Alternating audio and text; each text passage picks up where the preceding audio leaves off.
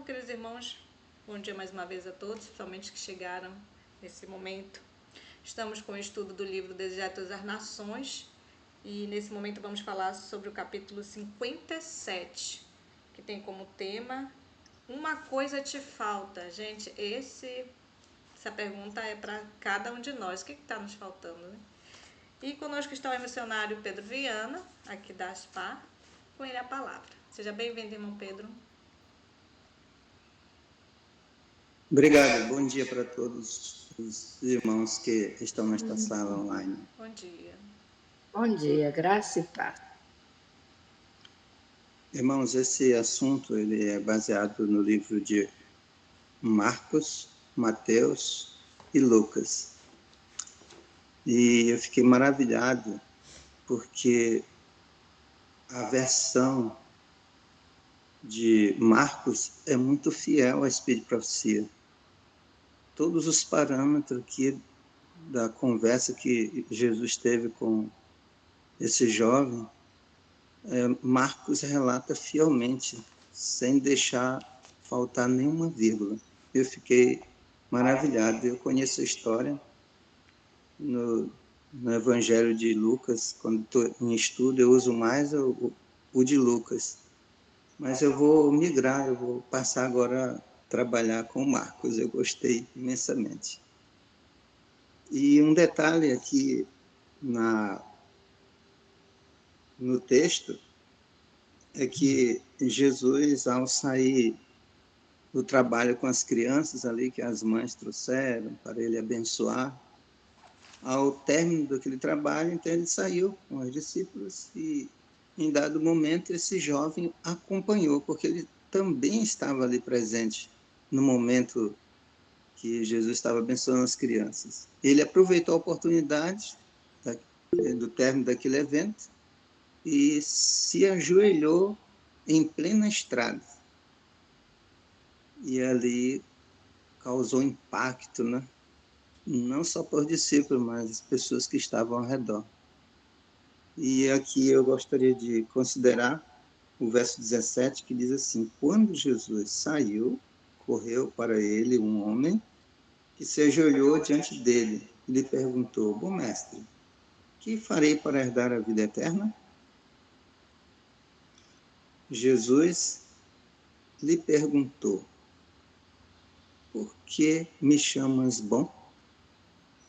Então eu quero considerar com vocês essa parte aqui. Por que me chamas bom? Jesus, ele sabia o que se encontrava no coração daquele mancebo. E por isso que ele fez aqui esse teste. Eu quero ver como é que está o coração desse rapaz. E no Desejados das Nações, comenta o seguinte: Jesus desejava provar a sinceridade do príncipe e verificar em que sentido o considerava bom. Será que ele sabia quem era realmente o Filho de Deus que estava falando com ele? Qual o verdadeiro sentimento do coração desse moço? Né? Esse príncipe, irmãos, ele tinha a sua própria justiça própria. Ele conhecia os termos bíblicos, era membro do Sinédrio, só que ele sentia um vazio. E quando ele percebeu que Jesus abraçava as crianças e abençoava, ele sentiu esse desejo de ser abençoado também, igual as crianças. As crianças saíram maravilhadas, felizes, as mães saíram felizes e ele almejou essa felicidade e correu atrás. Ele não ficou parado. Ele avançou para alcançar esse alvo. E Jesus, ele vendo assim essa ação desse jovem, desejou também ajudá-lo. Só que o céu não ajuda ninguém sem saber o que há dentro do coração, se há realmente sinceridade ou não. No caso de Judas, né? O céu lutou por 3 anos e meio com Judas para ver se havia a possibilidade de resgatá-lo. da mesma forma que houve essa intensa luta para com Judas, aqui, tanto o relato bíblico como o Espírito de Profecia mostra que houve esse trabalho maravilhoso de reparar essa alma que correu aos pés de Jesus. Jesus nunca desampara aquele que vai em busca de ajuda. Porém, tem que haver uma sinceridade de coração. E que é o ponto-chave, né? A resposta de Jesus a esse rapaz, por que me chamas bom? Eu quero continuar no verso 18, né? Jesus lhe perguntou, por que me chamas bom? Ninguém é bom senão um só, que é Deus. No verso 19, diz Jesus agora discorrendo sobre alguns dos mandamentos. Vocês lembram qual foi o mandamento que Jesus citou? Estão com a Bíblia aí na mão?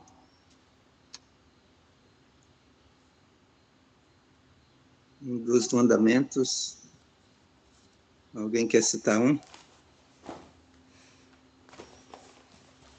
Marcos 10 e verso 19.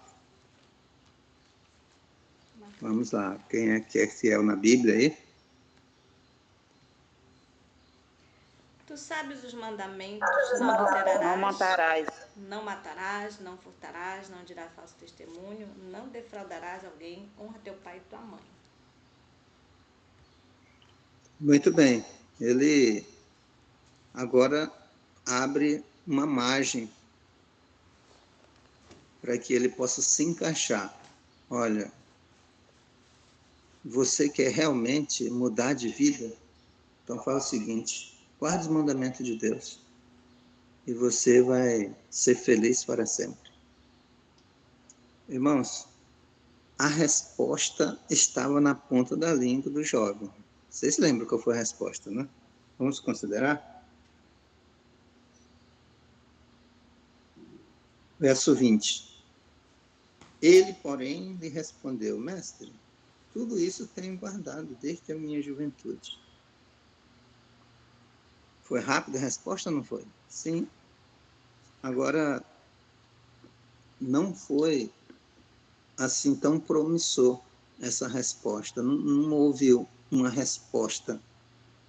Não teve um eco ali entre ele e Jesus. Por que não teve um eco? Cristo contemplou o moço como a ler-lhe a vida e sondar-lhe o caráter. Amou-o e ansiou dar-lhe aquela paz, graça e alegria que ele havia de mudar, essencialmente o caráter. Sabia ser ele sincero. Cristo foi atraído para esse jovem, sabia ser ele sincero em sua declaração. Tudo isso tenho guardado desde a minha mocidade. O Redentor almejou criar nele aquele discernimento que o habilitaria a ver a necessidade da devoção da alma e da bondade cristã. Anelou ver-lhe um coração humilde e contrito, consciente do supremo amor a ser dedicado a Deus, ocultando a própria deficiência da perfeição, na perfeição de Cristo.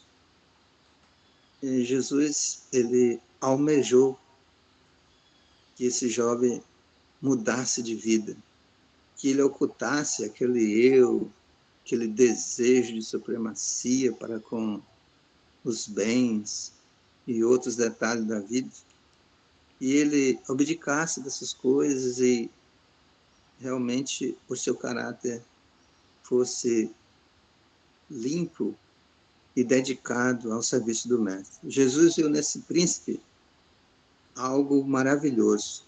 Se colocasse sob a direção de Cristo, seria uma força para o bem. O príncipe poderia, de maneira notável, haver representado o Salvador, pois era dotado de qualidades maravilhosas, uma vez unido a Jesus. o habilitariam a tornar-se uma força divina entre os homens. Cristo, lendo-lhe o caráter, o amor. No coração do moço estava desabrochando de amor para com Cristo, pois amor suscita amor.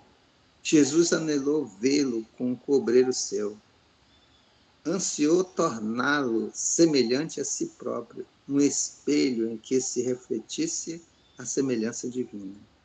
Anelou desenvolver-lhe a excelência do caráter e santificá-lo para o serviço do Mestre. Então vocês percebem o desejo de Jesus em ajudar aquele jovem? Agora vamos trazer para a vida prática, irmãos. Será que Jesus também não almeja fazer isso com nossos jovens? Não almeja fazer isso com um pai de família, com uma mãe? Sim, mas talvez tenha alguma barreira que impeça de todo esse anelo de Jesus fruir na vida das pessoas. Que barreira será essa, né? Continuando aqui no texto de Marcos, né? No capítulo 10, nós lemos o 20, né? Aqui no 21 diz que olhando para Jesus, o amou. Né? Então eu quero dar uma paradinha aqui. Jesus o amou. Esse amor, ele é penetrante. Ele almeja cada um de nós que esse amor penetre em nossos corações. Ele ama você, ama a mim, como amou esse jovem. Ele fica olhando para nós, as nossas lutas, a nossa falta de fé.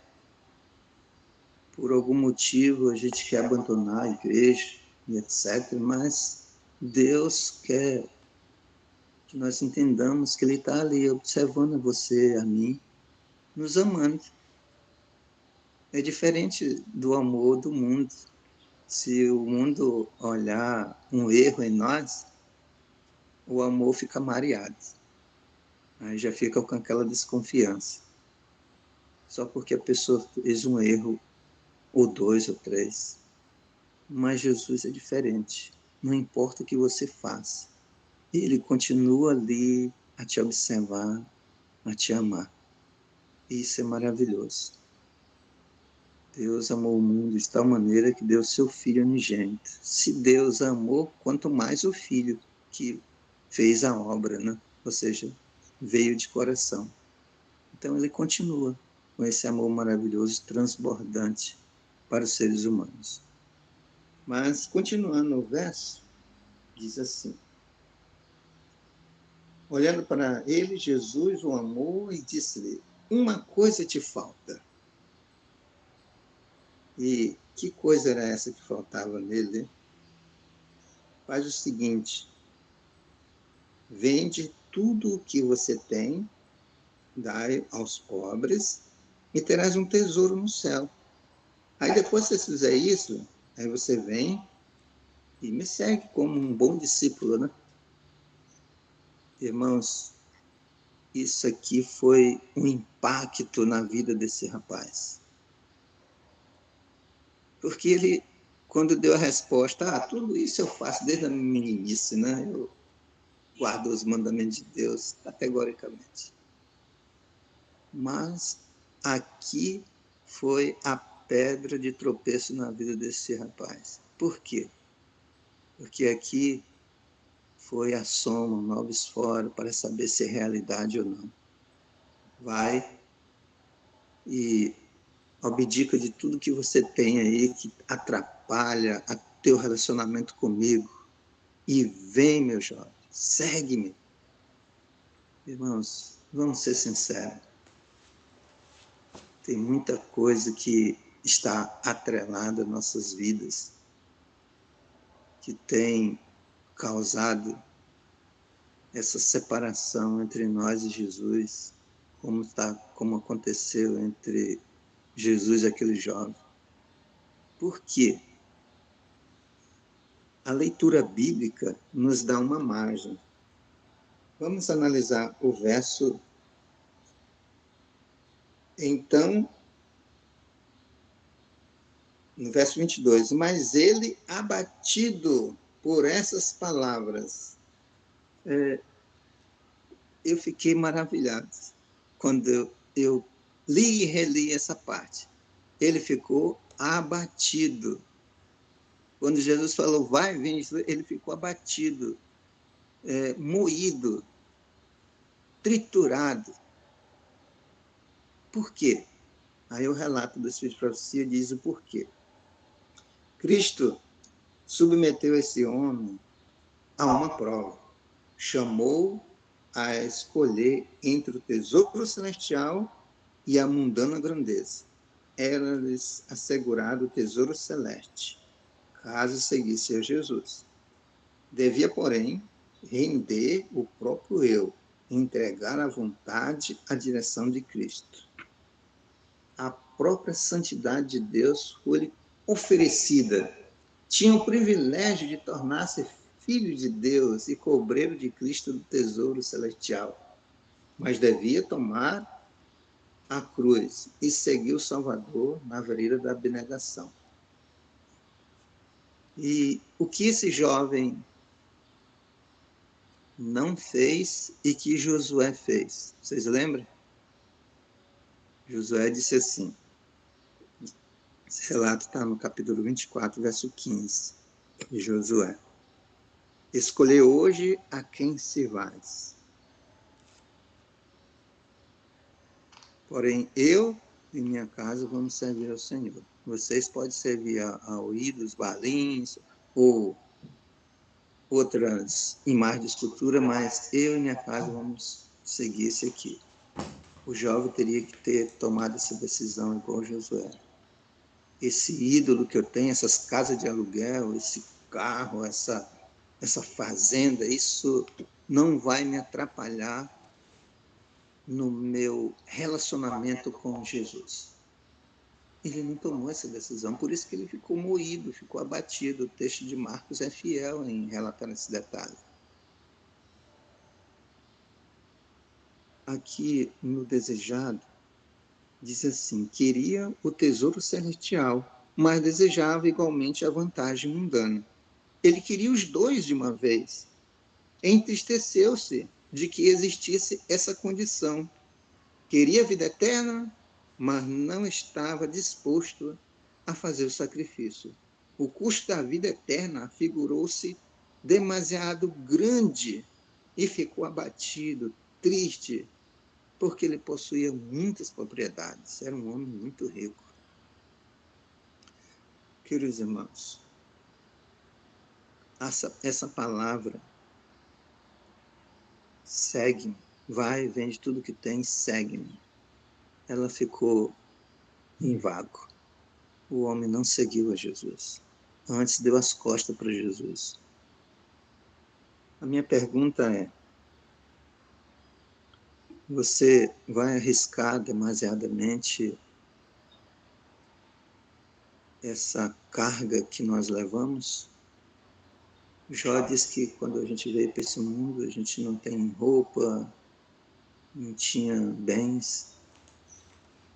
E agora, diante da prova, a gente pode murmurar, ah, Senhor, estou perdendo tudo, estou sem saúde, meu marido me deixou, estou com 4 filhos, e a murmuração continua. Não importa essas coisas ao nosso redor, se nós estivermos em paz com Deus, se nós tivermos uma ligação profunda, isso é que é importante nas nossas vidas. E eu quero realmente deixar um apelo para a amada Igreja Online. O meu apelo é o seguinte, eu vou ler uma parte do texto, depois eu leio uma parte do Espírito de Profecia. Então, olhando, mas ele abatido por essas palavras, verso 22 do capítulo 10 de Marcos, retirou-se triste porque possuía muitos bens. Verso 23, então, olhando em redor, Jesus disse aos discípulos: como é difícil para quem tem riqueza entrar no reino de Deus. Eu sei que nessa sala deve ter muitas pessoas que têm riqueza, que são ricos, né? E se Jesus fizer uma prova com você hoje, qual será a tua decisão?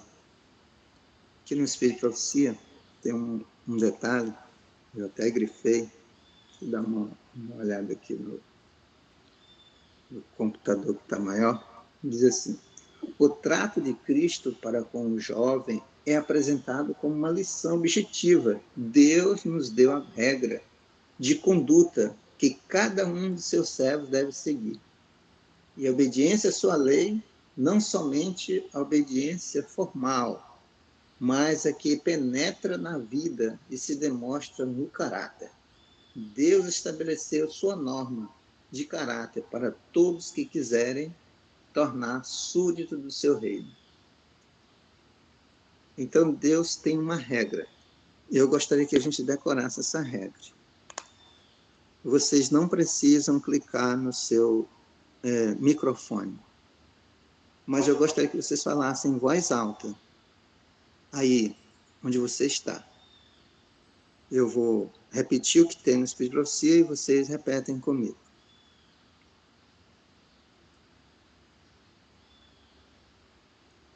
Diz o seguinte: